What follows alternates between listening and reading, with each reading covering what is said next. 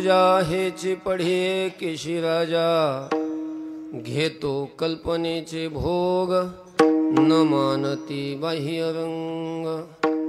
अंतरीचे जाणे आदि वर्तमान खुणे, घेतो कल्पनेचे भोग न मानती बाह्य रंग.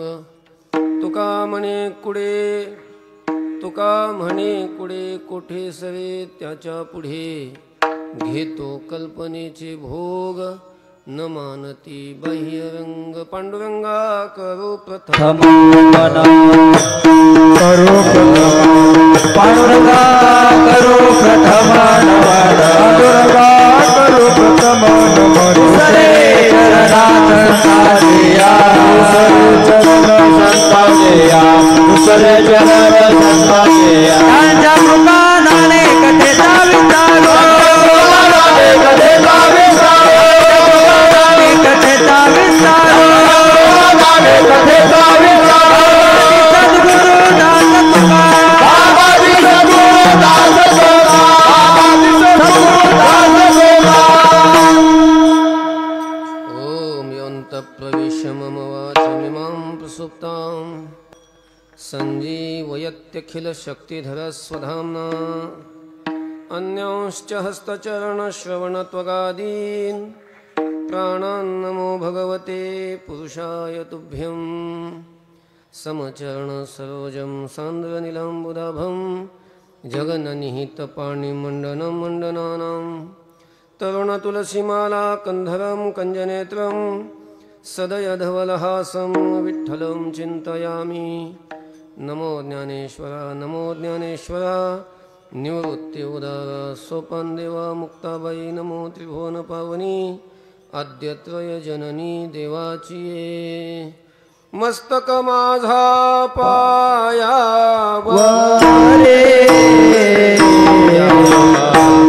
वारकरी संतांच्या या वारकरी संतांच्या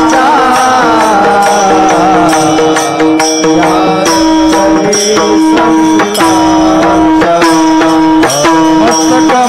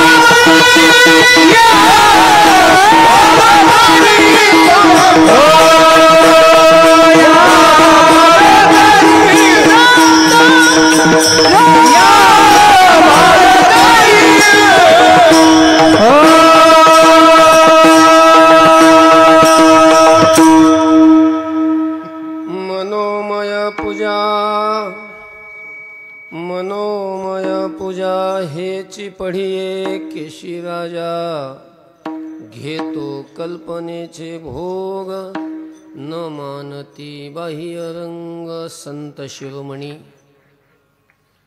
वैराग्याचे महामेरू श्रीमंत श्री जगद्गुरु तुकोबाराय या अभंगातून साधकाला अत्यंत महत्वाचा उपदेश करतात. विठ्ठल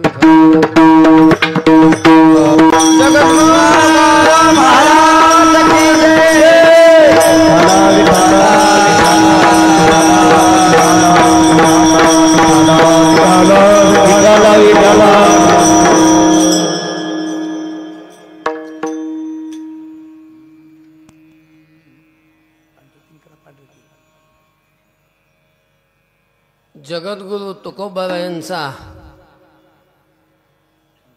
आणि साधकाला अत्यंत महत्त्वाचा उपदेश करणारा अभंग चिंतनासाठी निवडलेला आहे. आपल्या या तीर्थक्षेत्र संबरमध्ये परमपूजनीय प्रातस्मरणीय श्री आनंद भारती स्वामी महाराज यांच्या पुण्यस्मरणानिमित्त सुरू असलेली यात्रा आणि हा सप्ताहाचा उत्सव, या उत्सवातील आजची ही द्वितीय क्रमांकाची सेवा परमपूजनीय श्री स्वामीजी महाराज यांच्या आज्ञेनं माझ्याकडे आलेली आहे. अभंगाच्या चिंतनाला आरंभ करण्यापूर्वी पंढरीनाथाच्या चरणी, ज्ञानोबाराय तुकोबाराय संतांच्या चरणी, गुरुवरांच्या चरणी परमपूजनीय प्रातस्मरणीय श्री स्वामीजींच्या चरणी नतमस्तक होतो. परमपूजनीय स्वामी एकलव्यजी महाराज आणि उपस्थित असणारे सर्व संत महंत, सर्व महाराज मंडळी, सर्व गायक, सर्व वादक आणि सर्व ग्रामस्थ असणारे आणि बाहेरून आलेले सर्व भाविक, सर्व माता भगिनी, सर्वांच्या चरणी मनपूर्वक नतमस्तक होतो आणि अभंगाच्या चिंतनाकडे वळतो. विठ्ठल विठ्ठल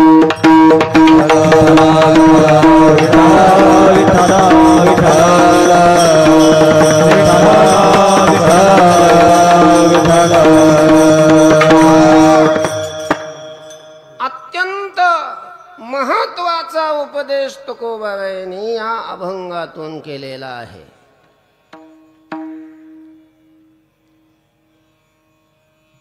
पण तो साधकाला केलेला आहे. उपदेशाचे दोन प्रकार पडतात. काही उपदेशातून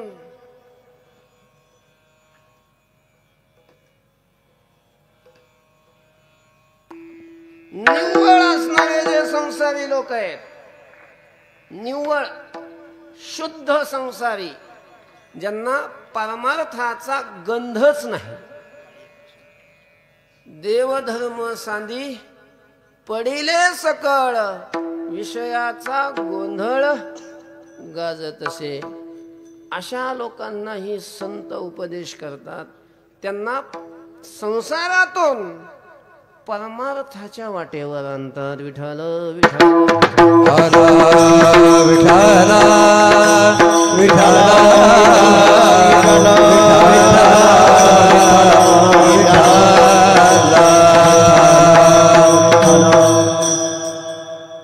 परमार्थ करणारा, परमार्थ करताना दिसत असणारा जो समाज आहे, हा एक समाजातला जो वर्ग आहे, फार थोडा वर्ग आहे हा. पण जो या परमार्थातच नाही असा वर्ग जर किती विचार केला तर अर्धा परमार्थाला लागलेला आहे आणि अर्धा फक्त संसारी असं नाही महाराज. 99% पेक्षा जास्त निव्वळ संसारी अशा प्रकारचे लोक आहेत. जग फार मोठे, जगात जेवढी लोक आहेत, जेवढा मनुष्य वर्ग आहे, त्या मानाने परमार्थ करणारा मनुष्य समाज जर पाहिला तर फार फार थोडा आहे. मनुष्याणाम सहस्रेषु कश्चित यतती सिद्ध. फार फार हजारो लोकांमध्ये एखादा अशा प्रकारच्या या मार्गावर येत असतो. म्हणजे फार थोडी लोक आहेत परमार्थ करणारे. पण मग जे परमार्थाकडे आलेले नाहीत त्यांनी यावं या परमार्थाला म्हणूनही संतांनी प्रयत्न केलेला नाही असं नाही. लोक फारच संसाराला चिटकून बसलेले आहेत. त्यांना मंदिर माहीत नसतं, त्यांना संतांची सेवा माहिती नसते, त्यांना पंढरपूर माहीत नसतं, काही माहीत नसतं. कुत्र्यासारखे नुसते जन्मतात, विषय मिळवतात, प्राप्त करतात, भोगतात आणि एक दिवस मरून जातात. काय फरक आहे कुत्र्यात आणि त्यांच्यामध्ये? काही अशा प्रकारचा फरक राहत नाही. व्यर्थ असतं अशा लोकांचं जीवन. जसं त्या शेळीच्या गळ्याला असलेलं स्तन असतं. शेळीच्या गळ्याला काय असतात? सर्व शेळ्यांच्या नाही पण काही शेळ्यांच्या. तर तसं स्तन हे अवयव भगवंतानी दुधासाठी निर्माण केलेलं आहे. जर त्याच्यातून दूध आलं तर त्याचं अशा प्रकारचं सार्थक आहे, आणि जर दूध नाही आलं तर ते व्यर्थ आहे. शेळीच्या मागच्या दोन्ही पायाच्या मध्येही तिला स्तन असतात, पण पायामध्ये असलेल्या स्तनातून काय येतं? दूध येतं, म्हणून ते सार्थक आहे. पण काही शेळ्यांच्या गळ्याला स्तन असतं, पाहिलं असेल तुम्ही. सर्व शेळ्यांचे नाही, पण आता सर्व खेड्यातली राहणारी मंडळी आहे, पाहिलं असेल. पण मग गळ्याला असलेल्या स्तनातून किती दूध येतं? एक बादली, 1 लिटर, अर्धा लिटर, कपभर, अर्धा कप, थेंबभर तरी. थेंब नाही, त्या थेंबातला 1000वा भाग जरी म्हटलं तरी दुधाचा संबंधच नाही. दूध नाही, काहीच येत नाही तिथून. फक्त नावाला काय असतं? ते स्तन असतं. व्यर्थ असतं, व्यर्थ. तसं काही माणसं मनुष्य रूपाने फक्त दिसतात, माणसाच्या रूपाने फक्त दिसतात, पण जर त्यांच्या जीवनामध्ये भगवत भक्ती नसेल, परमार्थाचा त्यांना गंधच नसेल, तर अशी माणसं त्या शेळीच्या गळ्याला असलेल्या स्तनासारखी व्यर्थ जीवन जगतात, व्यर्थ. आणि मग अशी व्यर्थ जीवन जगणारी जी माणसं आहे, हाय संसार, हाय पैसा, हाय विषय, नुसते विषय मिळवतात, विषय भोगतात आणि एक दिवस मरून जातात कुत्र्या मांजरासारखे. नुसते विषय विषय मिळवणं आणि विषय भोगणं हाच त्यांचा पुरुषार्थ असतो, आणि यालाच ते पुरुषार्थ मानतात. मग अशाही समाजाला, अशाही लोकांना संतांनी त्या विषयातून, संसारातून थोडं बाहेर निघून त्यांनी परमार्थाला लागावं असा बराच प्रयत्न केलेला आहे. तरी झडझडून वहिला निघ, ये भक्तीची ये वाटे लाग, जिया पावसी अव्यंग निजधाम माझे. संसारातून थोडं परमार्थाला आणण्याचा प्रयत्न करतात. सांगतो तुम्हासी भजारे विठ्ठला, सांगतो तुम्हासी भजारे विठ्ठला, सांगतो तुम्हासी भजारे विठ्ठला, सांगतो भजारे विठ्ठला, सांगतो तुम्हासी भजारे विठ्ठला, सांगतो तुम्हासी भजारे विठ्ठला, सांगतो तुम्हासी भजारे विठ्ठला, सांगतो तुम्हासी भजारे विठ्ठला. नाही तरी गेला जन्म वाया, नाही तरी गेला जन्म वाया, दुरावरचे दोरे करिता बरोबरे, दुरावरचे दोरे. नाही तरी गेला जन्म वाया,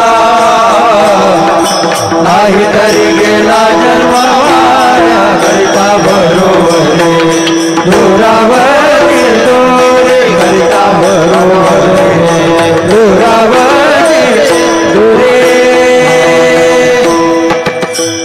सांगतो तुम्हासी, सांगतो तुम्हासी भजारे विठ्ठला, भजारे विठ्ठला, भजारे विठ्ठला, सांगतो तुम्हासी, सांगतो तुम्हासी, सांगतो तुम्हासी भजारे विठ्ठला, भजारे विठ्ठला, भजारे विठ्ठला, सांगतो तुम्हासी.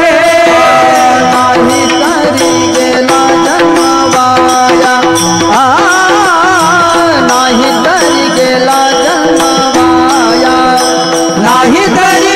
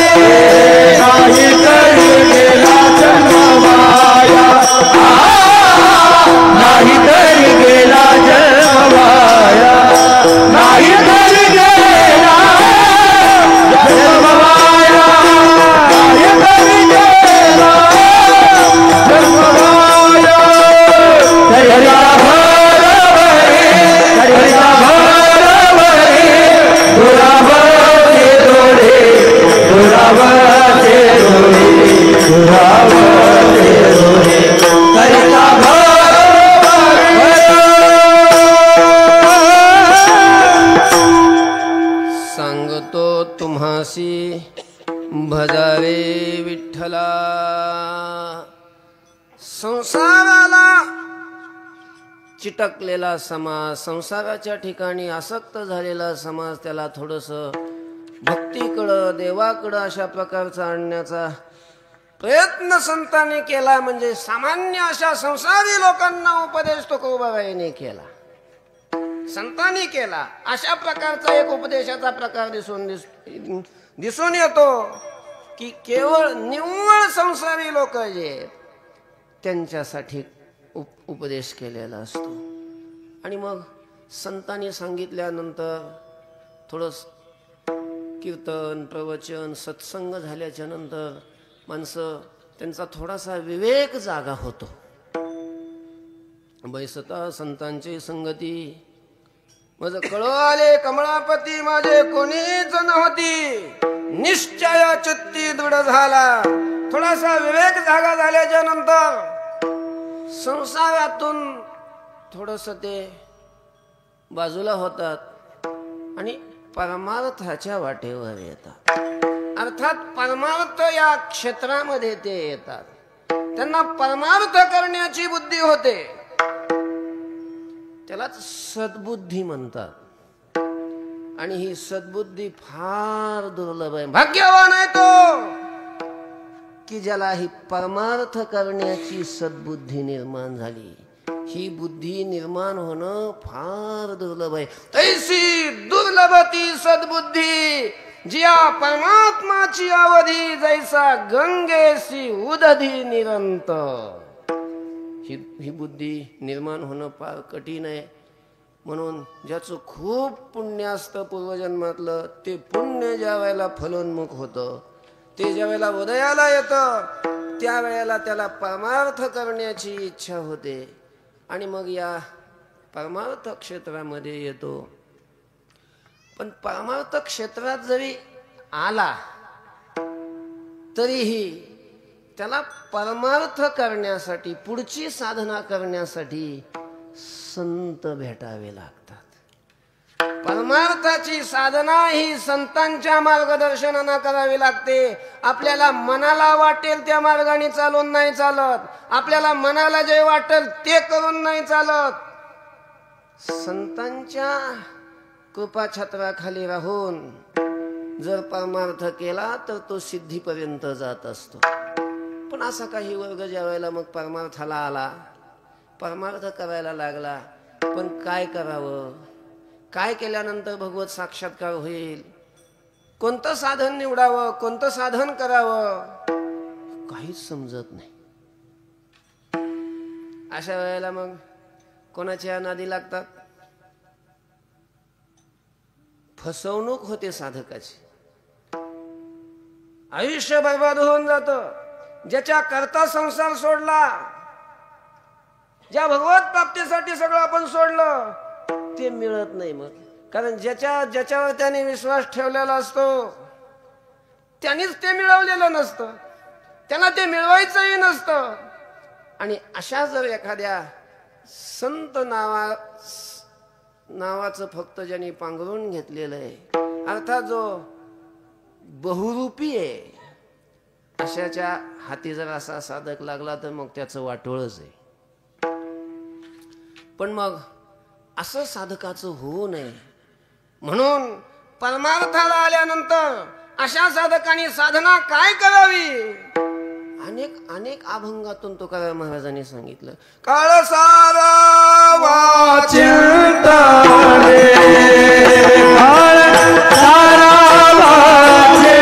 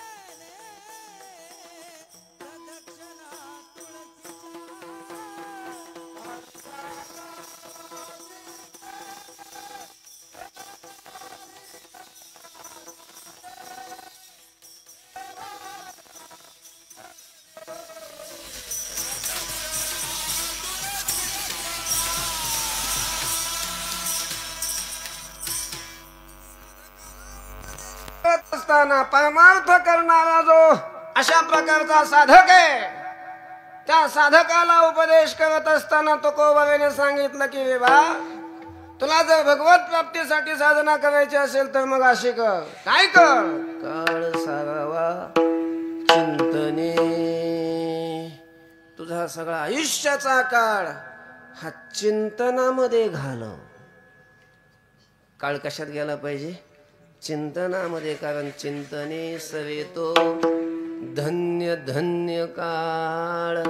चिंतनामध्ये केलेला काळ धन्य आहे. मोबाईलमध्ये व्हॉट्सअपमध्ये असा गेलेला काळ तो धन्य नाही. बाकीचं कशामध्येही गेलेला काळ त्या काळाला आपल्याला धन्य म्हणता येत नाही. धन्य फक्त तोच काळ आहे की जो भगवत चिंतनामध्ये गेला. म्हणून काळ सारावा चिंतने एकांतवासी गंगा स्नाने. एकांतामध्ये राहावं. कारण चिंतन एकांतामध्येच होतं, लोकांतामध्ये नाही. आणि गंगेचं स्नान करावं, देवाची पूजा करावी आणि तुळशीला काय घालाव्या? प्रदक्षिणा कराव्यात, प्रदक्षिणा घालाव्यात. देवाच्या पूजने प्रदक्षिणा तुळशीच्या. आणि ही साधना करत आपलं आयुष्य साधकाने व्यतीत करावं. गंगेचं स्नान, देवाचं चिंतन, देवाची पूजा आणि तुळशीच्या प्रदक्षिणा. देवाची पूजा करावी.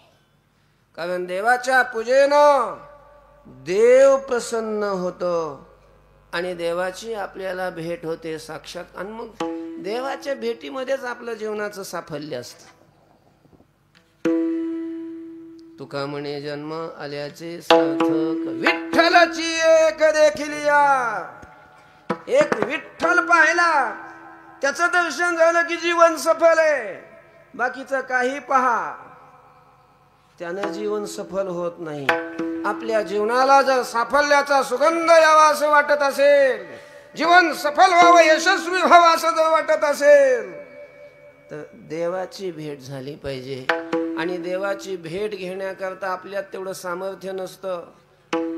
त्याने ठरवलं याला भेट द्यायची, मग अवघड नाही. आणि मग त्याने ठरवण्यासाठी त्याला वाटलं पाहिजे याला भेट द्यावी म्हणून. मग त्याला कधी वाटेल? आपल्यावर प्रसन्न झालं तर.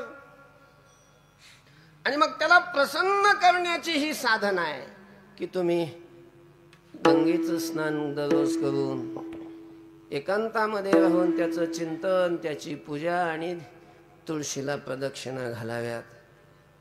अर्थात देवाची पूजा करावी. माझा मुद्दा इथं आहे. देवाची काय करावी? पूजा करावी. आता पूजा करायची म्हटल्याच्या नंतर आपल्या पुढं प्रश्न हा उभा राहतो की आता ही पूजा कशी करायची, कोणती पूजा करायची?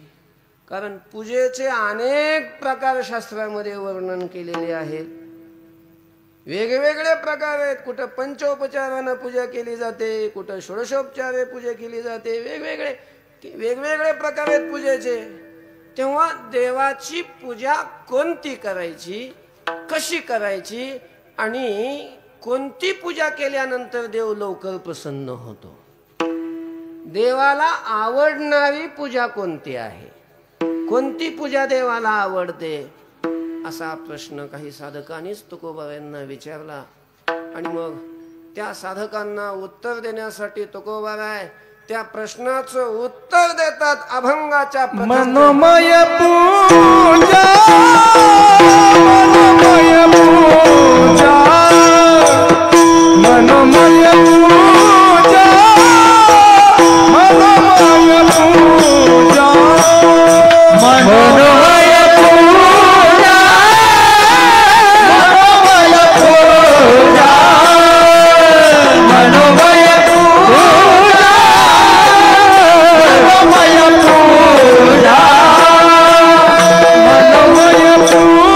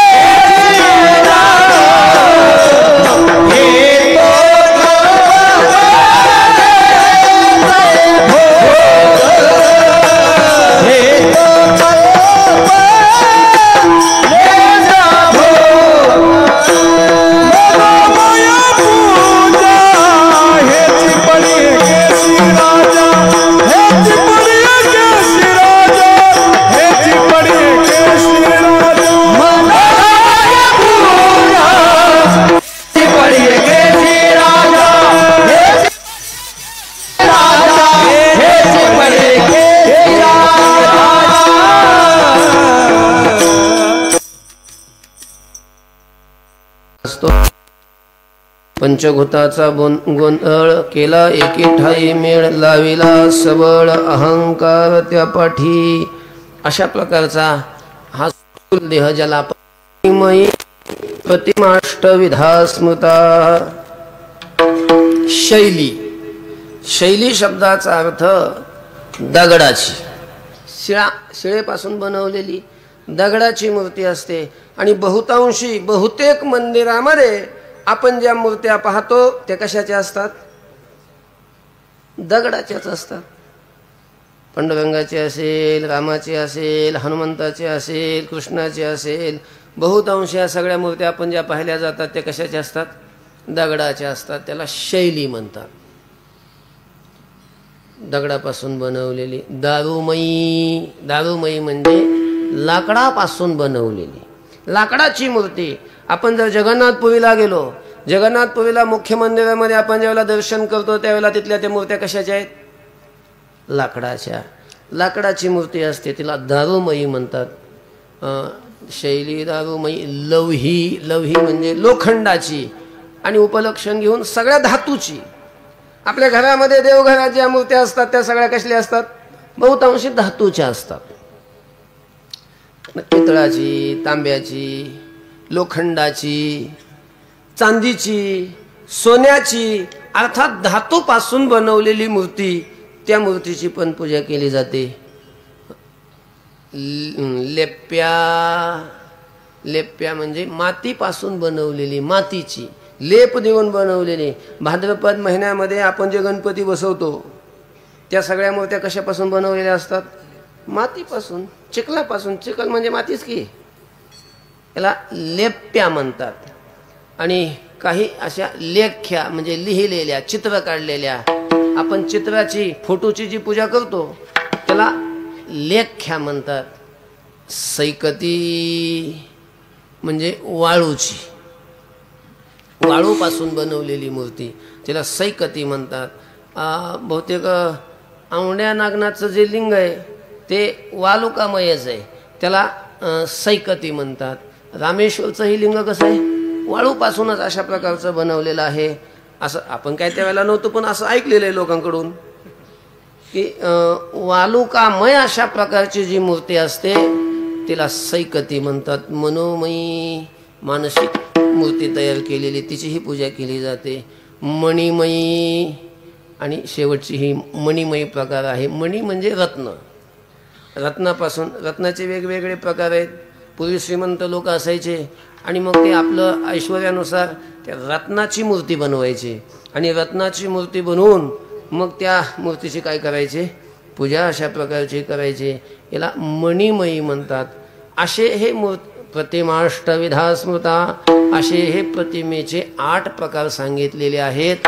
आणि कुठल्या तरी एका प्रकारची मूर्ती घेऊन, या 8 प्रकारापैकी कुठलीही एक प्रतिमा घेऊन आपलं जे उपास्य दैवत आहे त्या उपास्य दैवताची या 8 प्रकारापैकी मूर्ती घ्यावी पूजेसाठी. कसलीही पूजा नाही चालत. तुम्ही प्लॅस्टिकची मूर्ती घेऊन उपयोग होणार नाही. काय आपल्या मनानं चालून नाही चालत. तस्मात शास्त्रम प्रमाणन्ते कार्याकार्य व्यवस्थितो. तुम्हाला जर फल प्राप्त करायचं, आपल्याला पूजा प्लॅस्टिकच्या मूर्तीची करता येणार नाही असं नाही, करता येईल. पण मग पूजा करायला सांगितली कुणी? शास्त्राने सांगितली. मग त्या शास्त्राने पूजा कशाची करायला सांगितली? कोणत्या मूर्तीची सांगितली? मग अर्ध शास्त्राचं मानायचं ना, अर्ध मानायचं नाही, तसं नाही चालत. शास्त्र जसं म्हणेल तसं करावं लागतं, त्यावेळेला त्याचं फल प्राप्त होत असतं. विठ्ठल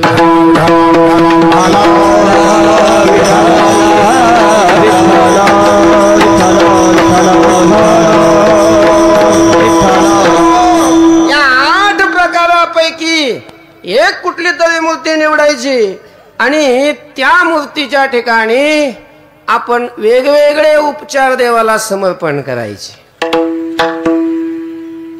देवाला गंगेच्या जलाने स्नान घालायचं, देवाला वस्त्र समर्पण करायचे, देवाला फुलं समर्पण करायचे, देवाला गंध समर्पण करायचा, देवाला धूप दीप नैवेद्य आरती वगैरे सगळे जेवढे उपचार असतील तेवढे. हे आपण बाहेरून असं जे आपण हे उपचार समर्पण केले जातात मूर्तीच्या ठिकाणी, अर्थात ते मूर्तीला नसतात, त्या मूर्तीमध्ये असणाऱ्या देवतेला असतात. आणि मग हा जो पूजेचा प्रकार केला जातो याला स्थूल पूजा म्हणतात. ही पूजा कशी आहे? स्थूल पूजा आहे. ही पूजा सगळ्यांना करता येत नाही, करणं कठीण आहे. कारण अशा काही मूर्त्या प्राप्तही होत नाहीत. त्या पूजेसाठी आपल्याला जे द्रव्य लागतं ते द्रव्यही प्राप्त होत नाही. ते द्रव्य मिळवण्याची किंवा ज्या वस्तू सामग्री लागतात त्या घेण्याची आपली कधी कधी काय नसते, शक्तीही नसते. त्यामुळं ही बाहेरची पूजा करण्याकरता सगळे समर्थ नसतात, सगळे करू शकत नाहीत. बरं सगळं मिळालंही, पण तो पूजेचा विधी कसा करायचा तो पूजेचा विधी कळत नाही. मंत्र कोणते म्हणायचे ते मंत्र आपल्याला ज्ञात नसतात. त्याच्यामुळं ही बाहेरची पूजा, भोळ्या भावाला नुसता आपला गंध लावला, आपण पूजा करतो म्हणजे काय करतो, फक्त देवाला पाण्यात बुडीतो, काढतो आणि गंध लावतो, झाली पूजा. असंच असतं ना बहुतांशी संसारी लोकांना. काय त्यांना बाकीचे कामं महत्वाचे असतात, त्याच्यामुळे देवाच्या ह्याला काय पूजेला जास्त ते महत्व देत नाहीत. त्याच्यामुळे फक्त देवाला बुडवायचं पाण्यातून. लोकांच्या पूजेचं अवघडच आहे. ते पूजाला आले की देव असे लटलटाच उडत असतील. कारण त्यांची पूजा म्हणजे कशी, असं एक तामण घेतलेलं असतं, त्याच्यामध्ये पाणी असतं. देवालयात बरेच देव असतात, जवळजवळ सगळे देव गोळा केलेले असतात. जिथं जाईल तिथून एक आणलेलाच असतो. आणि मग एवढ्या देवाला पूजा करायला वेळ तरी कुठं असतो. आणि मग सगळे एक खट्याच वाढतात. जसं फावड्यानं आपण शेतामध्ये माती ओढतो तसं एक खट्यात सगळे. मग कोणाचं डोकं खाली पायवर कसे पडतात ना मग ते. आणि मग त्यामुळं असं वाटतं, देवाला वाटतं असं नाही की नाही पूजा केलेली बरी. पूजेचा विधी माहीत नसतो, जशी पूजा करते. म्हणून ही थोडी स्थूल पूजा कठीण असते. हा एक पूजेचा प्रकार आहे.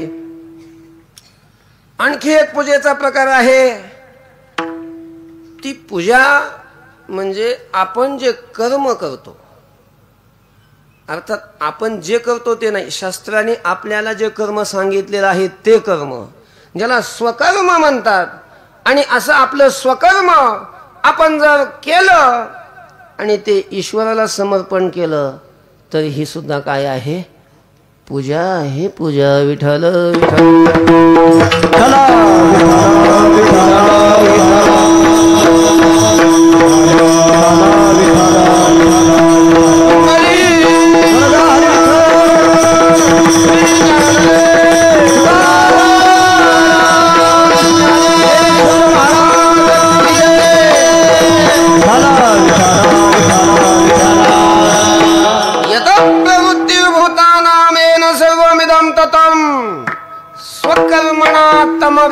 सिद्धिं विंदति मानवः. भगवान सांगतात, स्वकर्मणा तम अभ्यर्च. स्वतःच जे कर्म आहे त्या कर्माच्या द्वारा त्या ईश्वराची पूजा करून सिद्धिं विंदति मानवः, मनुष्य सिद्धीला प्राप्त होतो, मोक्ष सिद्धी प्राप्त करतो. मोक्ष सिद्धी आणि कशाने? पूजा करून, त्या ईश्वराची परमेश्वराची पूजा करून. आणि ती पूजा कोणती? स्वकर्मणा तम अभ्यर्च. स्वतःच कर्म करायचं आणि स्वतःच कर्म ईश्वराला समर्पण करणं हीच देवाची पूजा आहे. ज्ञानोबा या श्लोकावर लिहित असताना म्हणतात, तया सर्वात्मका ईश्वरा स्वकर्म कुसुमांची वीरा, पूजा केली हो या अपारा तोषा लागी. स्वामी काज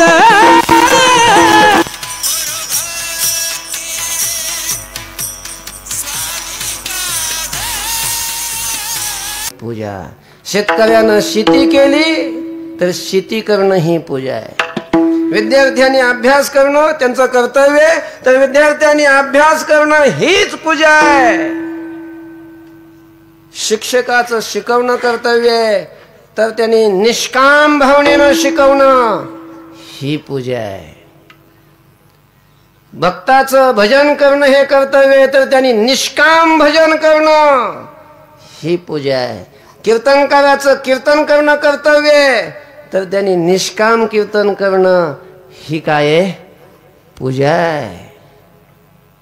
ही महापूजा आहे, नुसती पूजा नाही. हीची विष्णूची महापूजा. स्वामी काज उदाहरण दिले तुकोबारायने. स्वामी काज, स्वामी म्हणजे मालक, आणि त्या मालकाची सेवा करणं हे त्या सेवकाचं कर्तव्य आहे. सेवा करणं हे कर्तव्य आहे, आणि मालकाची सेवा हीच त्याच्याकरता पूजा आहे. मालकाला सेवेची गरज आहे, आणि हा मंदिरात जाऊन देवाचा अभिषेक घालीत बसला तो प्रसन्न नाही होणार, कारण त्या प्रत्येकाचा धर्म वेगळा आहे, आणि प्रत्येकाच्या धर्माचं पालन करणं ही ईश्वराची आज्ञा आहे. त्यांनी पालन करावं ही ईश्वराची आज्ञा असते. श्रुती स्मृती ममैवाज्ञे, श्रुतीनं स्मृतीनं केलेला उपदेश ही ईश्वराची आज्ञा असते, आणि त्या आज्ञेचं पालन करणं हे प्रत्येकाचं कर्तव्य आहे. म्हणून ज्याचं त्यानं ते कर्तव्य करणं त्यांनी देव प्रसन्न होतो. त्यांनी तो देव पूजा केल्यासारखा प्रसन्न होतो. म्हणून सेवक असेल तर त्याच्याकरता आपल्या मालकाची कामं करणं, मालकाची सेवा करणं हीच पूजा आहे. स्वामी काज, गुरु भक्ती, आणि जर शिष्य असेल तर त्यानं गुरुची सेवा करणं, गुरुची भक्ती करणं, गुरुची उपासना करणं ही पूजा आहे. गुरूंना सेवेची गरज आहे ना, हा बसला तीर्थयात्रा करीत काही उपयोग नाही. त्याने ईश्वर प्रसन्न नाही होणार. जगातली सगळी तीर्थ आणि सगळे क्षेत्र शिष्या करता त्याच्या गुरुच्या चरणात असतात, आणि गुरुच्या चरणाची सेवा करणं हीच देवाची महापूजा आहे. गुरुभक्ती, पितृवचन, मुलगा असेल पुत्र असेल तर पित्याच्या वचनाचं पालन करणं, पित्याच्या आज्ञेचं पालन करणं ही महापूजा आहे. अवघड आहे महाराज सध्याच्या काळात. बापाचं ऐकायलाच तयार कुणी नाही महाराज. ज्या क्षणाला प्रभू रामचंद्र राजा होणार त्या क्षणाला प्रभू रामचंद्राने सगळ्या राज्याचा त्याग केला. राज्याचा त्याग कशासाठी? हौस होती, फिरायला जायचं होतं वनात नाही, केवळ पित्याच्या वचनाचं पालन होण्यासाठी. पितृवचनाचं पालन करणं, पित्याच्या आज्ञेचं पालन करणं हा पुत्राचा धर्म आहे, आणि त्या धर्माचं पालन केल्यानंतर ईश्वराची पूजा घडते, ईश्वर प्रसन्न होतो. तो कसाही बाप असला, अनधिकारी जरी असला, पण त्याची आज्ञा जर तुम्ही ईश्वराची आज्ञा म्हणून पालन केली, त्याला ईश्वर म्हणून जर पित्याच्या आज्ञेचं पालन घडलं, त्याचं काही का होईल, पण आज्ञेचं पालन करणार आहे त्याचं अहित नाही होणार. ज्याचा त्याचा धर्म आहे तो. पितृवचन, सेवा, पती, आणि पत्नी असेल तर पतीची सेवा करणं हा त्या माऊलीचा काय असतो? धर्म असतो. पतीला सोडून तिला कुठं पंढरपूर, कुठं वाराणसी गया करत बसण्याची गरज नाही. पतीच्या पायात सगळी वाराणसी द्वारका असते. सेवापती, ज्याचं त्याचं कर्म ही देवाची पूजा आहे. यत करोषि यदस्नासी यज्जुहोषि ददासी यत तपस्यसि कौन्तेय तत्कुरुषं मदार्पणम्. म्हणून आपण जेही कर्म करतो ते ईश्वर अर्पण बुद्धीनं करावं. ही ईश्वराची पूजा आहे असं म्हणून आपण जर ते ईश्वराला अर्पण केलं तर ते देवाला समर्पण होतं महाराज. कोणतंही कर्म आपलं असू द्या. काही भक्त त्रासेत, कुठलंही कर्म असो, विहित असो वा निषिद्ध असो, कोणतंही कर्म केलं की कृष्णाला अर्पण करतात. आहे ते सकळ कृष्णाशी अर्पण. आणि असे उदाहरण आहेत की ते कर्म देवाला अर्पण होतं. आपण जेही अर्पण करू तो देवाला अर्पण होऊन जातो. पंढरपूरमध्ये घडलेला अशा प्रकारचा दृष्टांत आहे, प्रसंग आहे, घटना आहे, ती घडलेली आहे. एक माऊली तिनं असंच कुठंतरी कीर्तनात ऐकलं की आपण कोणतंही कर्म कोणतीही वस्तू देवाला समर्पण केली की ती देवाला प्राप्त होते आणि देव त्याने प्रसन्न होतो. म्हणून तिनं त्याचा अभ्यास केला आणि तिचा एवढा अधिकार वाढला की तिने काही कृष्ण अर्पण म्हटलं की ती देवाला प्राप्त व्हायचं. घडलं असं की पंढरपूरमध्ये पांडुरंगाची सकाळी काकड आरती झाली, ती सकाळी महापूजा वगैरे झाली, आरती झाली की देवाच्या अंगावर कचरा पडायचा. भुलं टोपलं अर्धा टोपलं ती कचरा पडायचा देवाच्या अंगावर. पूजाने म्हटलं कुठून आला हवा, पाहिलं तर वरून काय कुठं सांद सुद्धा नाही, काय नाही, सांद कळते ना, छिद्र नाही, काय नाही, कचरा येतो कुठून, टाकतोय कोण, काय लक्षात येईना कोणाच्या. पूजाऱ्याने बरीच तिथं शोध घेतला पण काय मिळ लागा ना. असं 7-8 दिवस झालं. पूजा झाली की मिले कचरा पडायचा. पुजारी परेशान झाले, देवाच्या अंगावर सगळा कचरा पडतोय. एका महात्म्याला भेटले आणि त्यांना सांगितलं की असं असं होतंय. मग त्या महात्म्याने सांगितलं की कोणीतरी देवाचा निष्ठावान भक्त असणार आहे आणि तो कचरा टाकत असताना तो कृष्णार्पण म्हणत असणार आहे. बघा म्हणे तुम्ही त्याचा शोध घ्या. आणि मग त्या ब्राह्मण मंडळीने त्या पुजाऱ्याने शोध घेतला. नेमकी ती माऊली तिनं ते घर झाडलेलं. आता घर झाडल्याच्या नंतर ते खरकट, ते कचरा, माती, केस, ते सगळं कचऱ्यात काय नसतं. ते सगळं अर्ध टोपलं कचरा घेतला असा आणि उकरड्याजवळ गेली, उकरड्याजवळ, आणि ते उकरड्यावर टाकायचा आणि कचरा टाकला आणि कृष्णार्पणमस्तू हे न कृष्णार्पण केलं की तो सगळा कचरा कुठं देवाच्या अंगावर. आणि त्या पुजाऱ्याने ती ऐकलं, काढ तिने मुस्कडात लावली तिच्या. त्याला लक्ष झालं की ही कचरा टाकते म्हणून तिकडं देवाच्या अंगावर कचरा पडतोय, ही कृष्णार्पण म्हणते. ती मुस्कडात लावली त्याने की कृष्णार्पणमस्तू. मुस्कडात लावली हिच्या आणि गाल कोणाचा फुगला, ती कृष्णाला अर्पण झाली. तो पुजाऱ्याने पुन्हा मंदिरात जाऊन पाहिलं तर देवाचा गाल सुचला. काय झालं सांगितलं, तूच तर मूर्खा मारलं माझ्या गालात, बघ तुझा हात, तुझ्या हातावरचे सगळे रेषा बघ माझ्या गालावर जुळतात की नाही. देवा मी कधी मारलं तुम्हाला, मी कधी मारलं म्हणजे तू तिच्या गालात मारलं तिला मला अर्पण केलं. आपण जीही वस्तू, जेही कर्म, जेही आपण देवाला अर्पण करू, देवाला अर्पण करण्याच्या बुद्धीनं आपण ते केलं की ती देवाला अर्पण होत, ती देवाची पूजा घडते. हा एक पूजेचा प्रकार आहे. विठ्ठल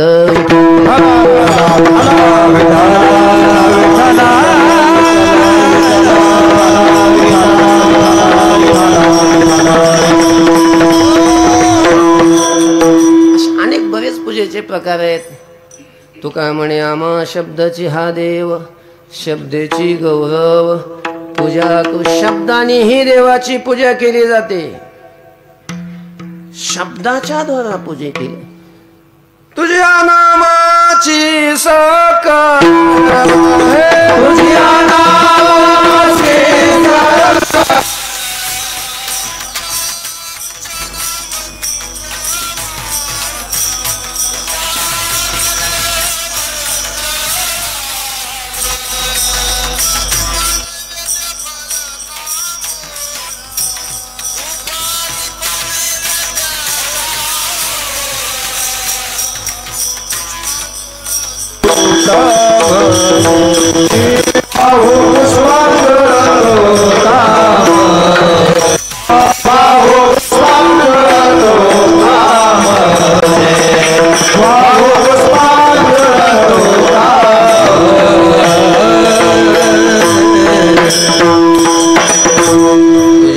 नामाची सकाळ.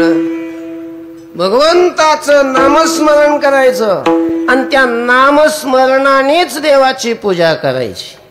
आणि मग तिथं देवही शब्दाचाच, त्या देवाला समर्पण करण्याचे जे उपचार आहेत तेही सगळे शब्दाचेच, म्हणजे नामाचेच.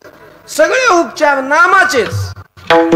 तुझ्या नामाची सकळ पूजा अर्चन, मंत्र माळ, मंत्र नामाचाच, माळ नामाचीच. धूप दीप नैवेद्य फलतांबूळ. धूप कुठला आणायचा? धूप पैसेच नाहीत घ्यायला. नामाचाच, नामाचाच धूप, नामाचाच दीप, नैवेद्य नामाचाच. तांबूल मग नंतर नैवेद्य दाखवल्यानंतर देवाला ते पान असतं बघा, पान.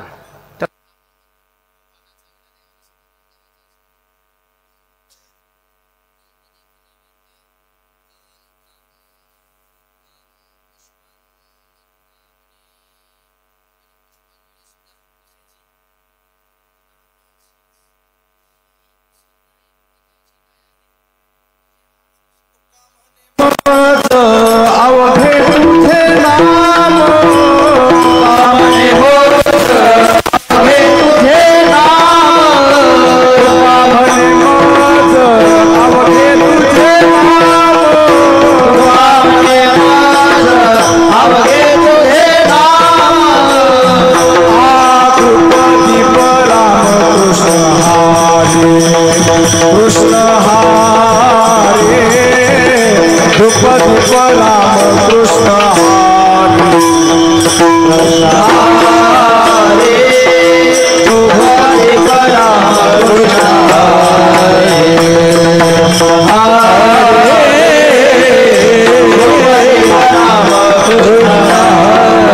हरे, हरे धूप राम कृष्ण हरे.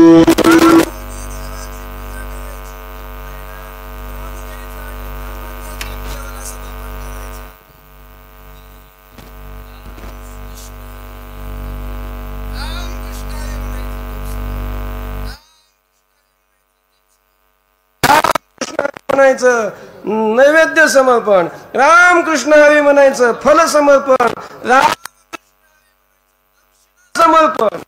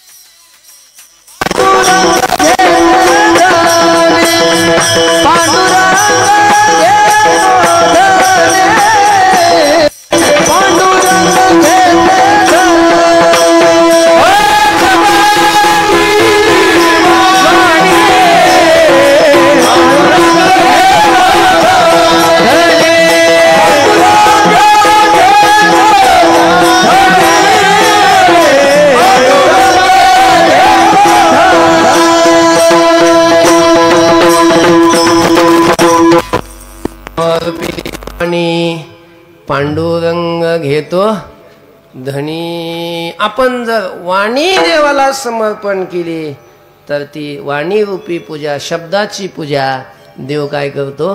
घेतो, स्वीकारतो. असे अनेक प्रकार पूजेचे आहेत. पण या सगळ्या पूजेमध्ये श्रेष्ठ असणारी पूजा, फलदृष्टीनेही श्रेष्ठ असणारी आणि देवाला आवडणारी पूजा जर कोणती असेल तर ती कोणती आहे? मानसिक पूजा, मनोमय पूजा. मनोमय पूजा हेची पढिये केशी राजाला बाकीच्याही पूजा आवडत नाहीत असं नाही, आवडतात. देवाला पूजा कोणाला आवडत नाही? आपली ही पूजा कोण करायला लागल्यानंतर आपणही, आपल्यालाही आवडतेच ना. कोण आपला सत्कार करायला लागला, आवडत नाही आपल्याला? आवडतं. सत्कार करायचं लांब राहू द्या, नुसता कोणी थांबा महाराज फोटो काढू द्या मोठं, तर किती आनंद होतो. आनंद होत नाही असं थोडंच आहे. पूजा कोणाला आवडत नाही? पूजा आवडेल आता आश्चर्य, नुसतं नाव घेतलं तरी किती गुदगुल्या होतात. आवडतं. स्तुती पराव्या मुखी रुचिकर, दुसऱ्याने केलेली स्तुती, दुसऱ्याने दिलेला मान, दुसऱ्याने दिलेला सत्कार आवडतो, प्रत्येकाला आवडतो, देवालाही आवडतो. का नाही आवडणार पूजा? कोणतीही पूजा देवाची करा, देवाला आवडते. पण त्यातली त्यात सगळ्यात जास्त आवडणारी पूजा जर कोणती असेल तर ती कोणती आहे? मनोमय पूजा. करावी ते पूजा करावी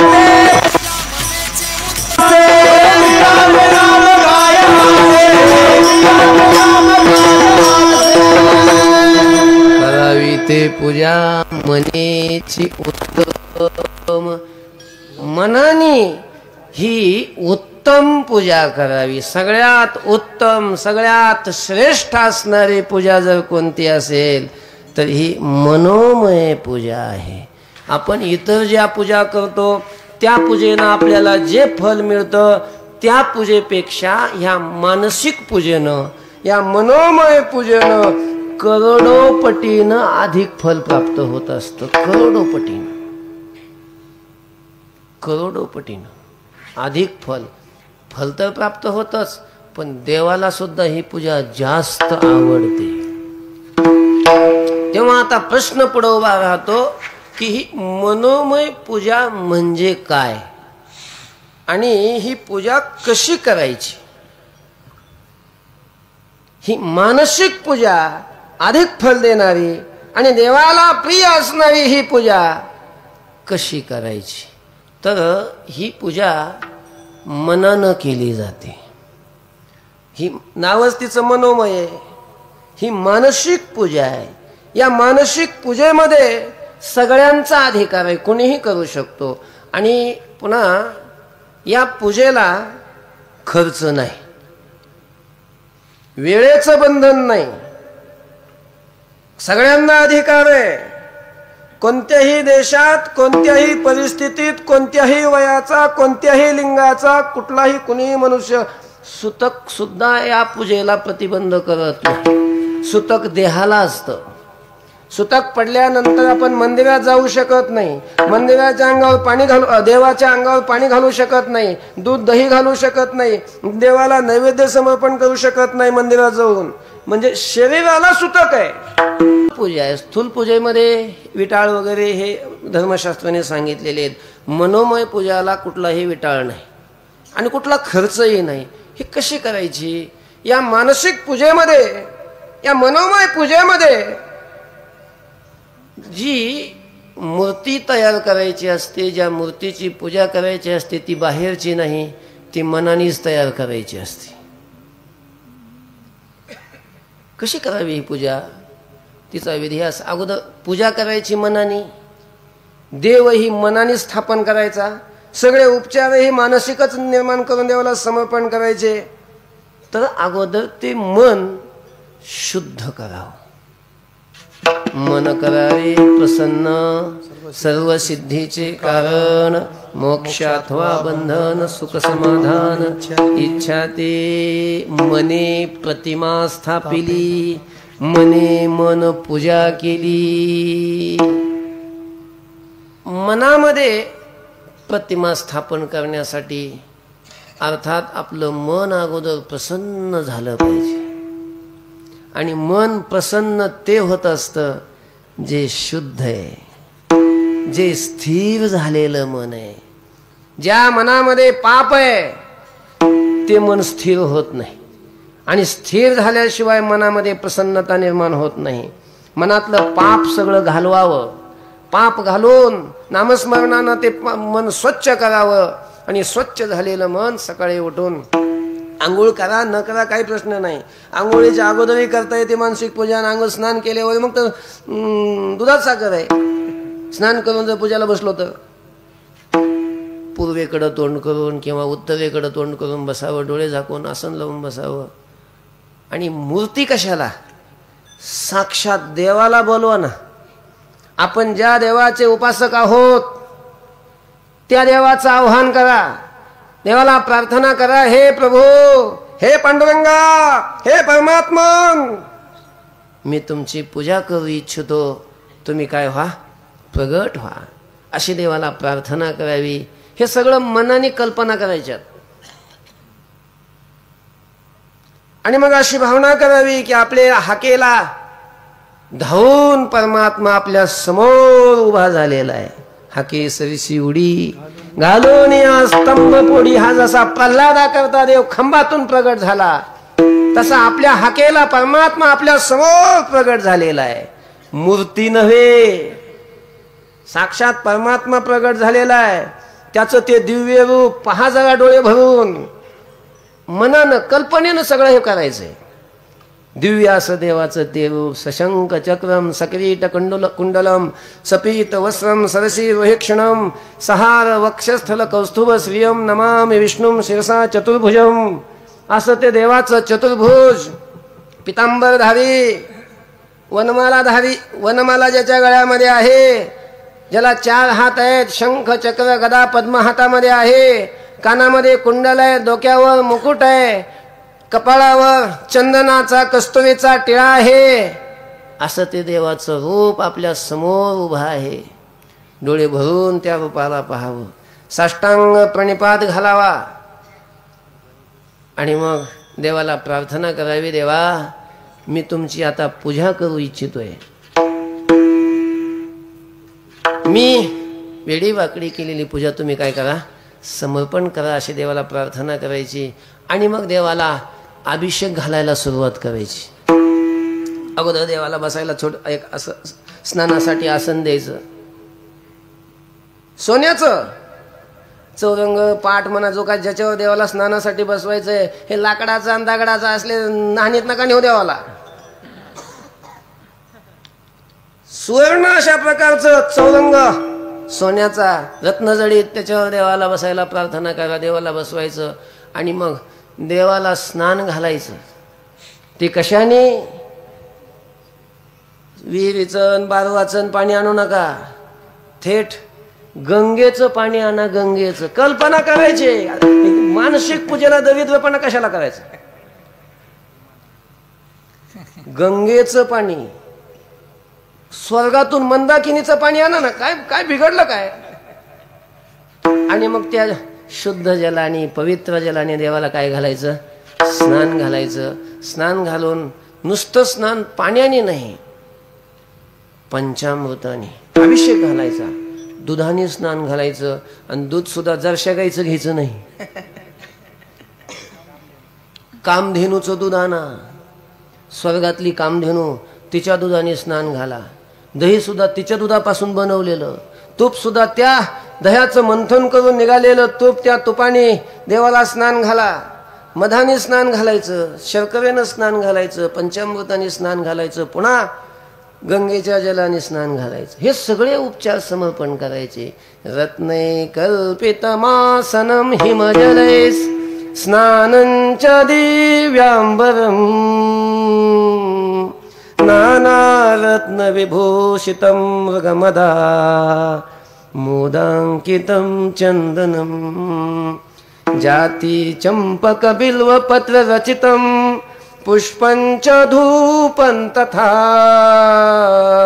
दीपं देवदयानिधे पशुपते हृत्कल्पितं गृह्यताम्. हे सगळं मनाने कल्पित असलेले सगळे भोग देवाला समर्पित करायचे. अवघ्या उपचारा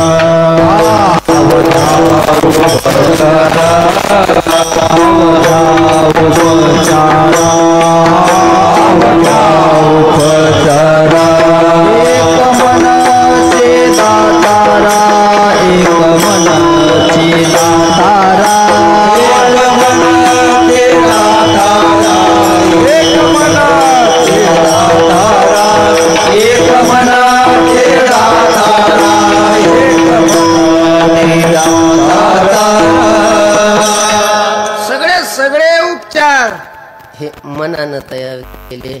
मग देवाला एका पवित्र अशा प्रकारच्या मुलायम शुद्ध वस्त्रानं देवाचं अंग पुसायचं. देवाला दिव्य वस्त्र समर्पण करायचे. इथले वस्त्र नाही, स्वर्गातून वस्त्र आणायचे, ते देवाला समर्पण करायचे. देवाला बसण्यासाठी सिंहासन तयार करायचं, तेही सोन्याचं. रत्न जडीत, एक एक रत्न पृथ्वीच्या मोलाचा आणा ना, बिघडलं काय? आणि अशा रत्नांनी सगळं ते सिंहासन असं लक लक लक लक करू लागले. देवाला प्रार्थना करायची की आता याच्यावर बसा. देवाला सिंहासनावर बसून मग पुन्हा पुढची राहिलेली पूजा समर्पण करायची. देवाला गंध लावायचा, चंदन लावायचा, कस्तुरीचा तिलक लावायचा. देवाला सर्व अलंकार, पायाच्या नखापासून ते डोक्यापर्यंत सगळे अलंकार समर्पण करायचे. हातातले बाजूबंद वगैरे, गळ्यातले सगळे अलंकार, कमरेचे, कानातले कुंडल, डोक्यावर मुकुट देवाला समर्पण करायचा. मोरपीस असलेला मुकुट. आणि स्वर्गातले कल्पतरूचे फुलं आणायचे.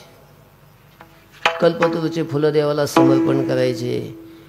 आणि सगळी ही पूजा झाल्याच्या नंतर देवाची आरती करायची. धूपदीप समर्पण करायचा. दिव्य धूपदीप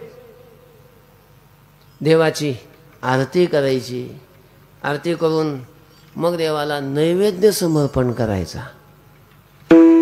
आणि नैवेद्याला नुसती पुरणपोळी नाही, पुरणपोळी तर कराच, पण ते हे तूप लावून, कामधेनूचं तूप. 56 कशाला, 1000 भोग करा ना देवाला. काय घ्यायचंय का द्यायचंय? दारिद्र्य दाखवायचं नाही. 1000 अशा प्रकारचे भोग, कामधेनूच्या दूध मिश्रित असलेले सगळे भोग देवाला समर्पण करायचे.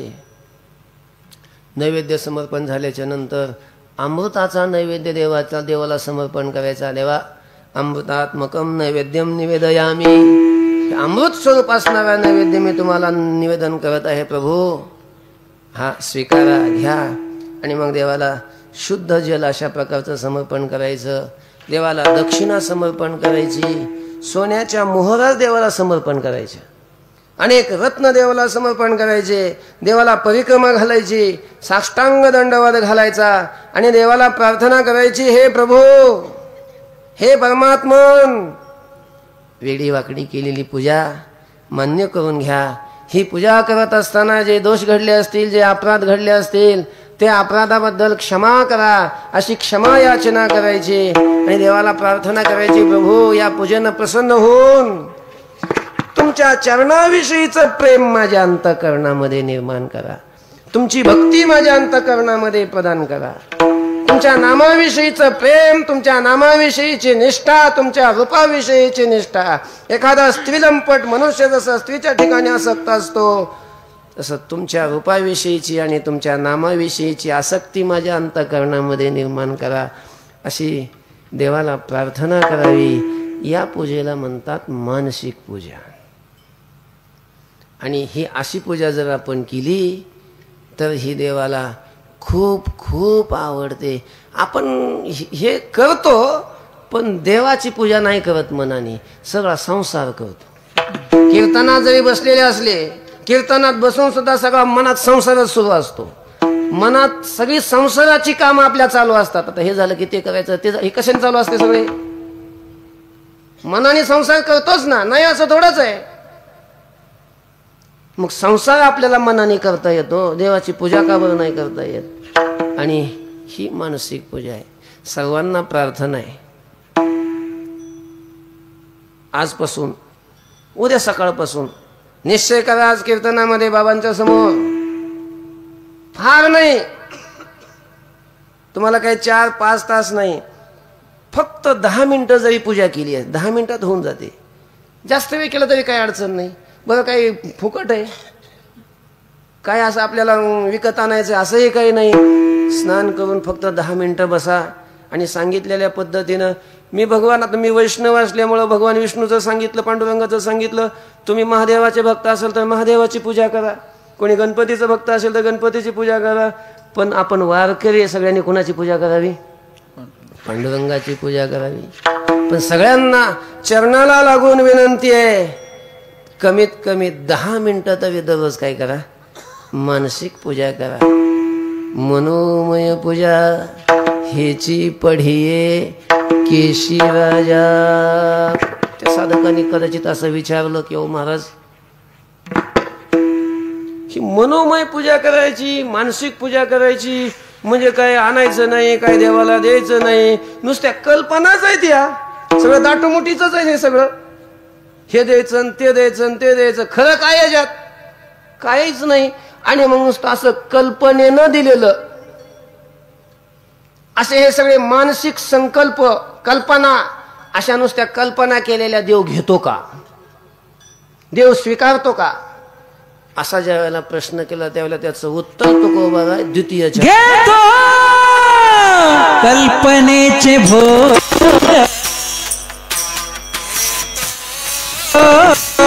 कल्पनेचे भोग घेतो, कल्पनेचे भोग घेतो, कल्पनेचे भोग घेतो, कल्पनेचे भोग घेतो, कल्पनेचे भोग घेतो,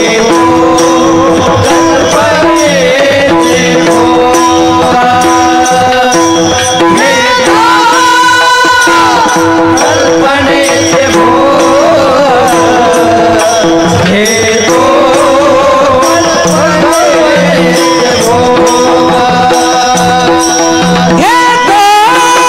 कल्पनेचे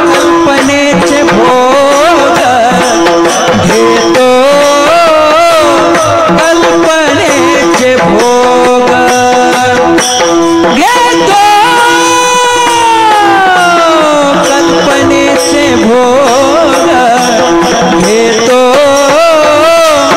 कल्पनेचे भोग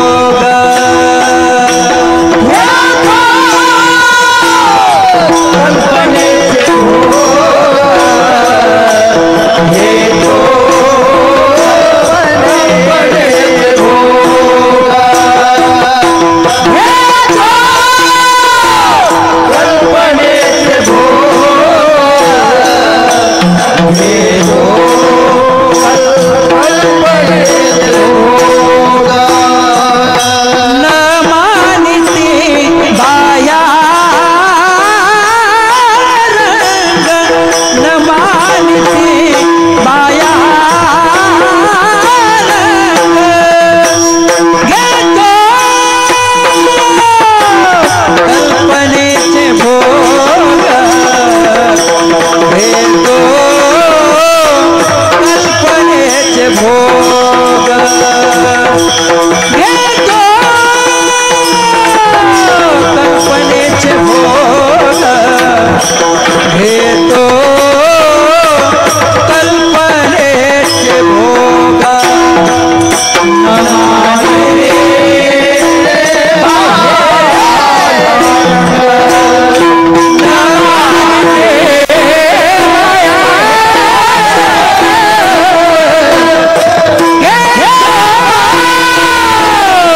कल्पनेचे भोग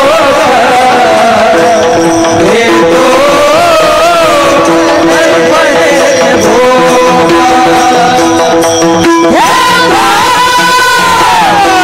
कल्पनेचे भोग घेतो,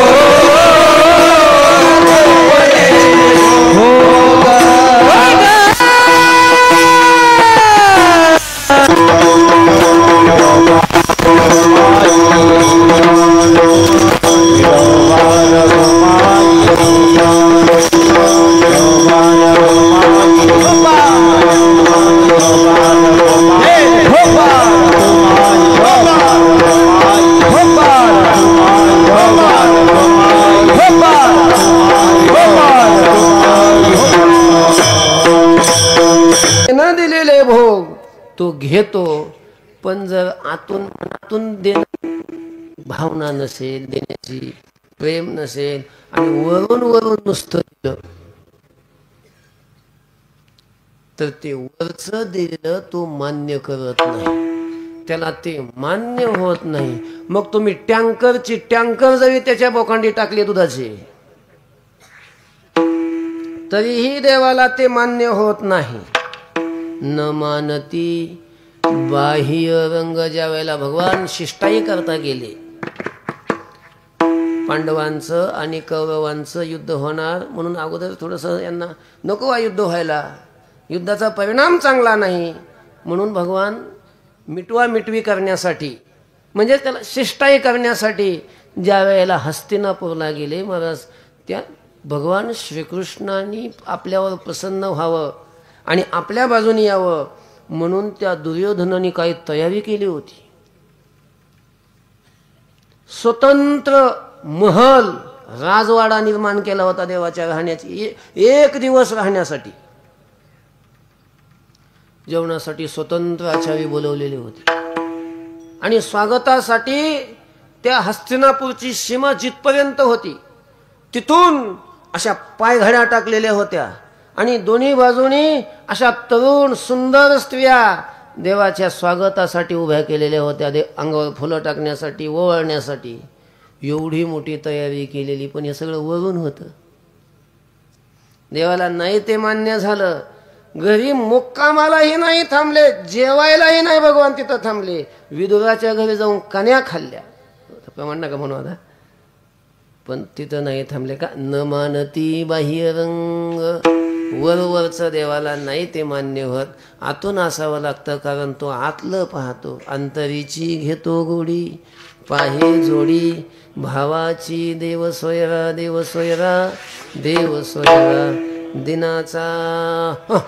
आपण वरून द्यायचं, आतलं थोडंच त्याला कळतं, कळत नाही असं नाही, त्याला सगळं कळतं महाराज. अंतरीचे जाणे आधी वर्तमान खुणे, माझ्या आतलं, तुमच्या आतलं, सगळ्या जगाच्या आतलं, प्रत्येकाच्या मनातलं त्याला कळतं. सांगावं नाही लागत, लय मन कवडा येतो. तो आतलं जाणतो. कसं काय आतलं जाणतो? कारण तो राहतोच सगळ्याच्या आत. सर्वस्यचाहम हृदय सन्निविष्टो, सगळ्याच्या आत राहतो. म्हणून आपल्या मनात विचार आलेला अगोदर त्याला समजतो. सगळं सुरुवातीपासून ते शेवटापर्यंत सगळ्या गोष्टी त्याला आतल्या कळत असतात. म्हणून अंतरीचे जाणे आधी वर्तमान खुणे, अगोदरच्या, आता सध्याच्या मनात काय आहे एवढंच नाही, पुढेही याच्या मनात काय निर्माण होणार आहे हेही तो जाणतो. अंतरीचे जाणे आधी वर्तमान खुणे. आणि म्हणून आपण कितीही प्रयत्न केला आतून वेगळं आणि बाहेरून वेगळं त्याला दाखवण्याचं, त्याने तो फसत नाही. अभंगाच्या शेवटच्या चरणात सांगतात, तू कामने कोणे